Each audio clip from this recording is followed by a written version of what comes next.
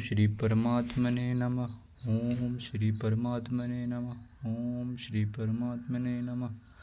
प्रिय भक्तों, आज हम new episode Bhagavad Gita chapter 2 श्लोक 69 में पहुंच गए हैं, जहां पे हम आपको श्री कृष्ण के स्थित प्रज्ञ होने की कुछ बातों के बारे में चर्चा करेंगे, जिसमें उन्होंने बताया कि जिसकी इंद्रियां सर्वथा वश में हैं उसमें साधारण मनुष्य में क्या अंतर है। इसके पहले उन्होंने कहा था भगवद गीता चैप्टर 2 श्लोक 68 में कि तस्मादस्य महाबाहो निगृहीतानि सर्वसा इंद्रियाणि इंद्रियार्थे अस्तस्य प्रज्ञा प्रतिष्ठिता। अर्थात ऐसा दृढ़ पुरुष जिसकी इंद्रियां अपने वश में हो, वह स्थित प्रज्ञ, जिसको जो पहाड़ के समान अडिग हो गया हो, अपने संसार रूपी मोह माया से विचलित नहीं होता हो, वह एक स्थित प्रज्ञ है। और स्थित प्रज्ञ को आवश्यक ही सुख और दुख की अनुभूति नहीं होती और वह परमात्मा की ओर प्राप्ति होता चला जाता है। इसी क्रम में श्लोक 69 में क्या कहते हैं, या निशा सर्वभूतानां तस्य जगर्ति संयमी यस्यम जगर्ति भूतानि सा निशा पश्यतो मुनेः।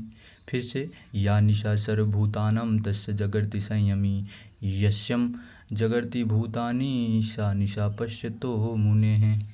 यहाँ क्या कहते हैं, पूरे श्लोक का अर्थ क्या है। संपूर्ण प्राणियों में जो रात है उसमें संयमी मनुष्य जागता है, जिसमें सब प्राणी जागते हैं और संग्रह करते हैं, वह मुनि दृष्टि में रात है। डिफरेंस अर्थात एक दृढ़ पुरुष और एक जो पुरुष, उसके बीच अंतर बताते हुए कहते हैं कि संपूर्ण प्राणियों जो रात में विमुक्ता से उसमें संयमी, तस्याम मतलब उसमें, सर्वभूतानां मतलब संपूर्ण प्राणियों में, निशा मतलब रात में, संयम मतलब संयम मनुष्य, जगर्ति जागता है, यस्याम जिसमें, भूतानि सब प्राणी, जगर्ति जागते रहते हैं, मुने तपस्वी, पश्चाता दृष्टि में, निशा रात में। तो इस श्लोक का अर्थ क्या बताते हैं, संपूर्ण प्राणियों में जो रात में संयमी जागता है, जिसमें सब प्राणी जागते हैं, वह संग्रह लगे रहते हैं, वह मुनि की दृष्टि में रात है। क्या कह रहे हैं, अंतर बताते हुए श्लोक में कह रहे हैं कि या निशा सर्वभूतानां, जिनकी इंद्रियां और मन वश में नहीं हैं, जो भोगों में आसक्त हैं, वे सब परमात्मा की तरफ से सोए हुए हैं। अर्थात हम ये समझ सकते हैं कि पृथ्वी पर 1.5 बिलियन पीपल का निवास है। यहाँ पे वो सभी लोग निद्रा में हैं जो भोगों से लिप्त हैं, इंद्रियों के वश में हैं, तमाम तरह के इंद्रियों के लिप्त साधन में छुपे हुए हैं, उन्हें हम निद्रा अवस्था में कह सकते हैं। वे सब परमात्मा तत्व की तरफ से सोए हुए हैं।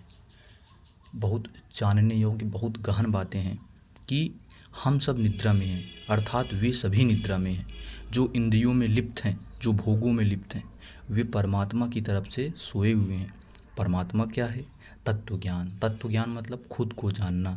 हम दुख क्यों पा रहे हैं, संताप जलन क्यों हो रही है, हम जो कुछ कर रहे हैं उसका परिणाम क्या होगा, इस तरफ बिल्कुल ना ही देखना उनकी रात है, उनके लिए बिल्कुल अंधेरा है। अर्थात ना जानना कि सुख क्यों, दुख क्यों, जलन क्यों, पाप क्यों, निद्रा क्यों, भय क्यों, इनकी ओर ना देखना, फिर भी लगे रहना। बड़ा साधारण सा उत्तर है कि आदमी को एक बार ठोकर लग जाता है, वो बिना ध्यान दिए ठोकर पे फिर ठोकर खाता है, तो वो निद्रा अवस्था में है, बेहोशी की अवस्था में है। जिस प्रकार शराब पिया हुआ पुरुष मदिरा की अवस्था में नशा मुक्त होकर कहीं भी किसी भी अवस्था में गिर जाता है, वह हमेशा निद्रा में होता है और पुनः निद्रा में जाता है, जब तक उसको खुद को पता नहीं चलता है, उसकी अवस्था गिर नहीं जाती है, उसके पास खुद को समझने योग्य नहीं होता है। उसी प्रकार यहाँ कह रहे हैं सब निद्रा में है। यहाँ भूतानाम कहने का तात्पर्य है कि जैसे पशु पक्षी आदि दिन भर खाने पीने में ही लगे रहते हैं, ऐसे ही जो मनुष्य रात दिन खाने पीने, सुख आराम भोग और संग्रह में धन कमाने ही लगे हुए हैं, उन मनुष्यों की गणना भी पशु पक्षी आदि में ही है। बहुत सराहनीय बातें कही गई हैं। वे पुरुष जो दिन रात खाने पीने, सोना, खाना पीना, काम करना, जॉब करना, आप 12 घंटे की जॉब कर रहे हैं, आए जॉब किए, खाए पिए सो गए, आप क्या हैं, बेहोश हैं, बेहोशी की अवस्था में। आपको पता ही नहीं है दुनिया में क्या है, आप क्यों क्यों मनुष्य रूप क्यों जन्म लिए हैं। क्या यही करने के लिए, खाना पीना सो जाना, खाना पीना सो जाना। क्या आज आप प्रसन्न हैं इस चीज़ों से जो आप कर रहे हैं। आप 12 घंटे की जॉब कर रहे हैं, आप अपने आप से खुश हैं नहीं, आप फिर भी वो चीज़ कर रहे हैं, तो आप बेहोशी की अवस्था में। यही है एक बेहोशी की अवस्था। आप अपने अंतर्मन से पूछिए, क्या आप यही करना चाहते थे, नहीं। क्या आप इससे खुश हैं, नहीं। आप क्यों जाते हैं, ज़बरदस्ती। आप क्यों करते हैं, ज़बरदस्ती। तो आप बेहोशी की अवस्था में, आप सब कुछ समझते हुए भी ये चीज़ कर रहे हैं।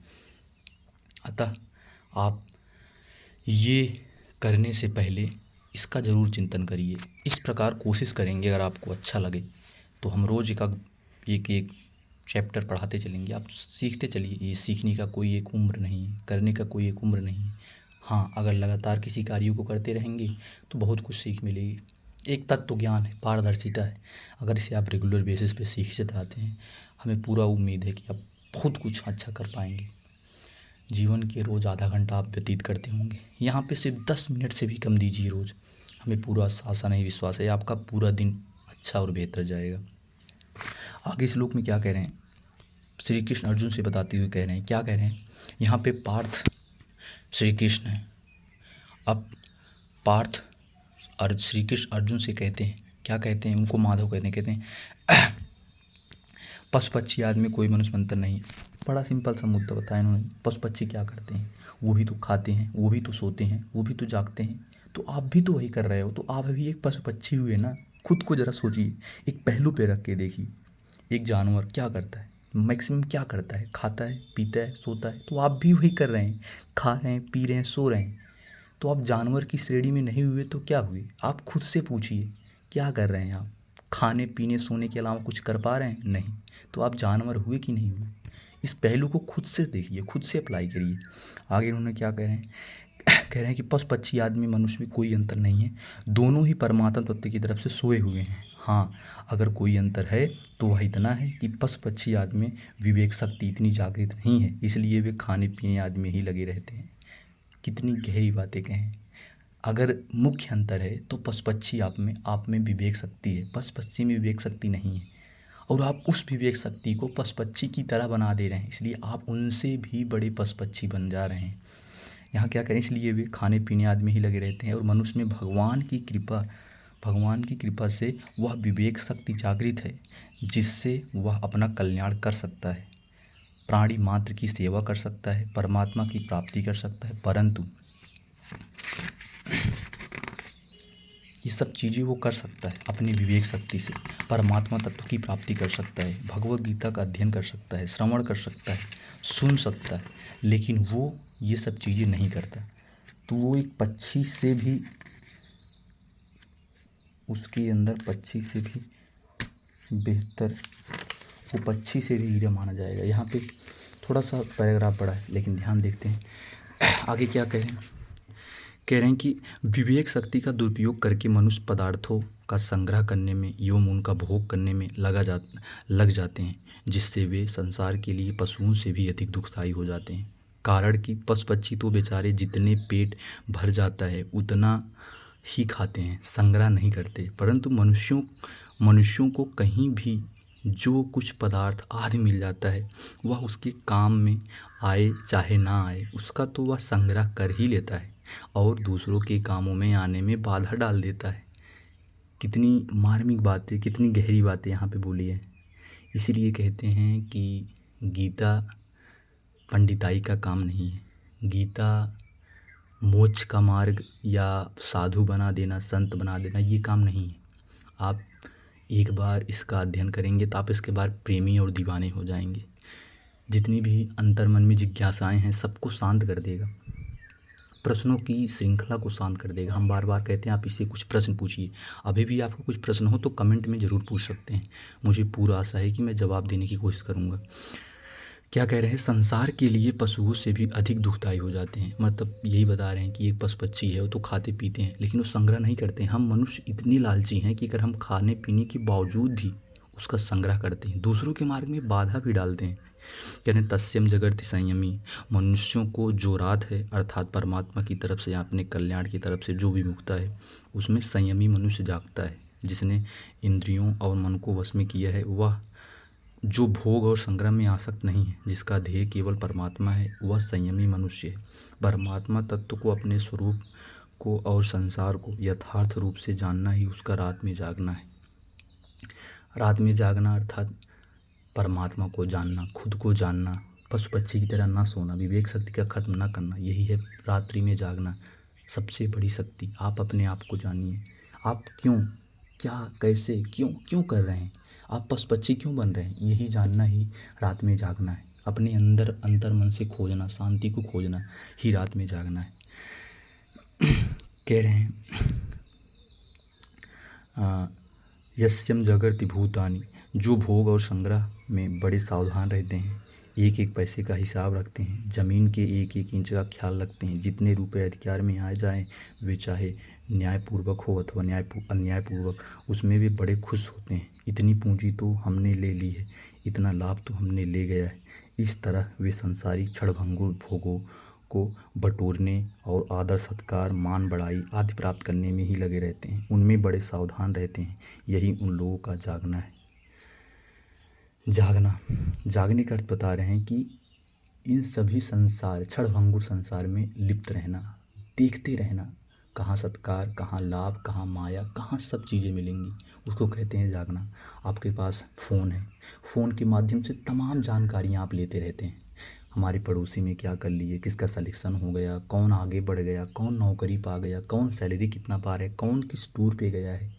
इस क्षणभंगुर दुनिया में आप ये सभी तमाम चीज़ों को खोजते रहते हैं। यही है आपका जागना। फिर भी आप उसमें शांति नहीं पाते हैं, कुछ नहीं पाते हैं। यही है आपका जागना, यही है आपकी विवशता, यही है आपकी लाचारी, यही है आपकी पशुता।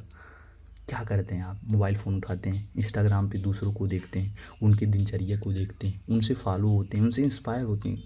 आप हैं नहीं वैसे, फिर भी तो ये है आपका जागना। क्या कह रहे हैं?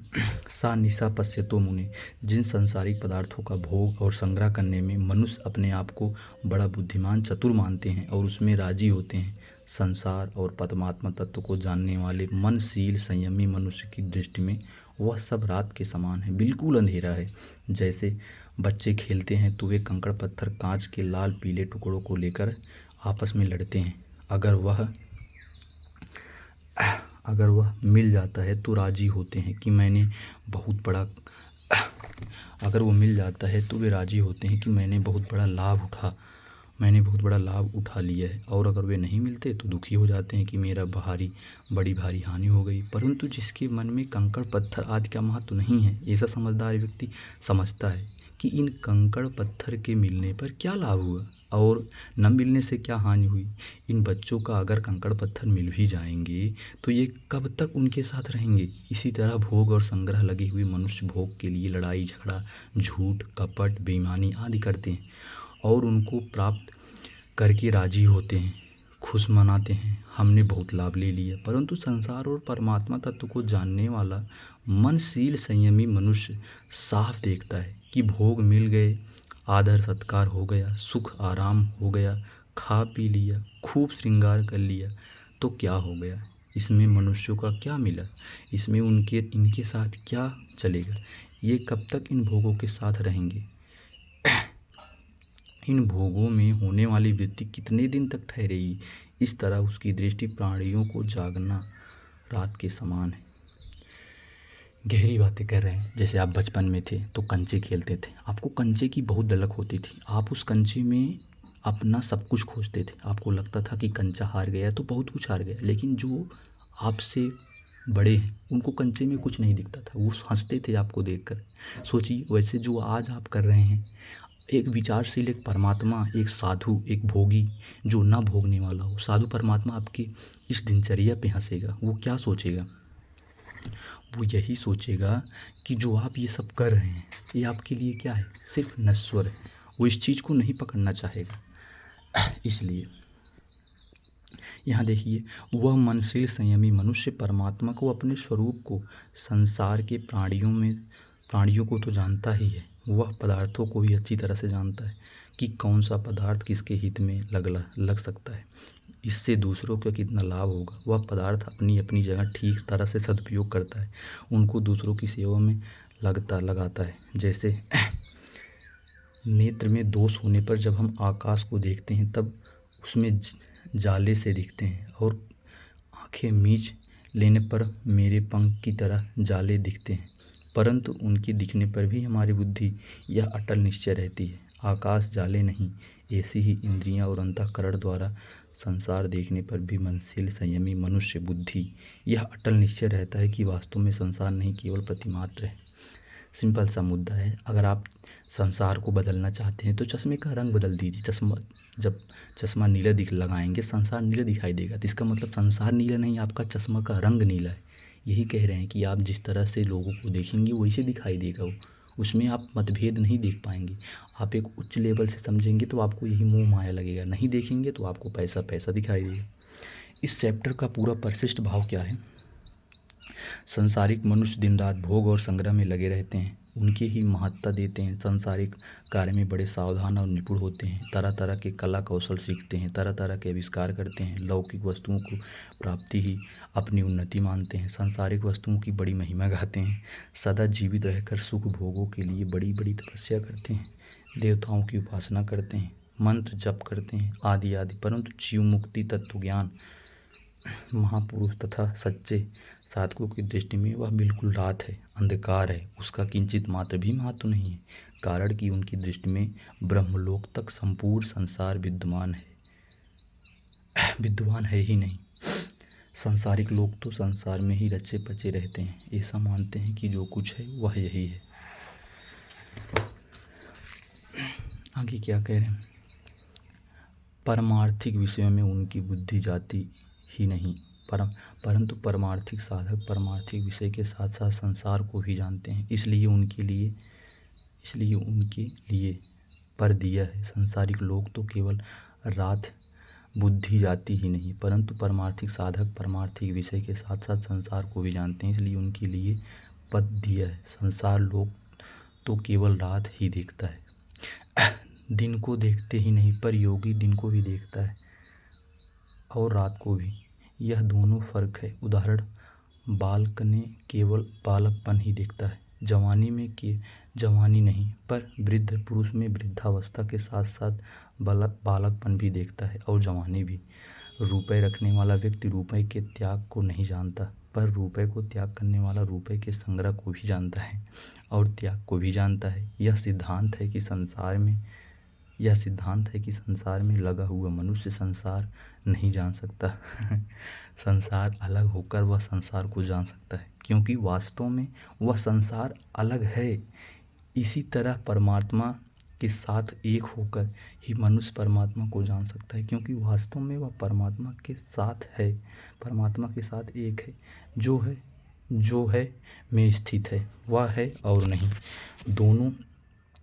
दोनों जानता है, पर जो नहीं में स्थित है नहीं को भी यथार्थ रूप से अर्थात नहीं रूप नहीं जान सकता।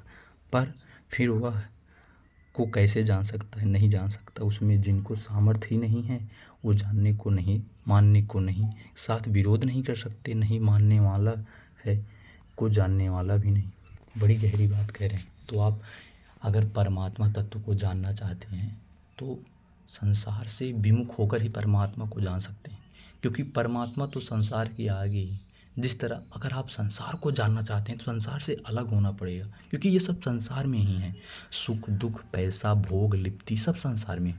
तो आप संसार को जानने के लिए संसार के ऊपर उठना पड़ेगा, संसार के ऊपर बातें जाननी पड़ेगी। तो ओम श्री परमात्मा नमः। आज का हमारा यही श्लोक खत्म होता है। मुझे आशा नहीं विश्वास है कि आप इस पे चिंतन करेंगे, गहरी चिंतन करेंगे, सोचेंगे। जो आपके प्रश्न हो आप ज़रूर कमेंट सेक्शन में बताइएगा, कोशिश करेंगे उसको हल करने की। आज के लिए यही मिलते हैं कल के एपिसोड में। राधे राधे।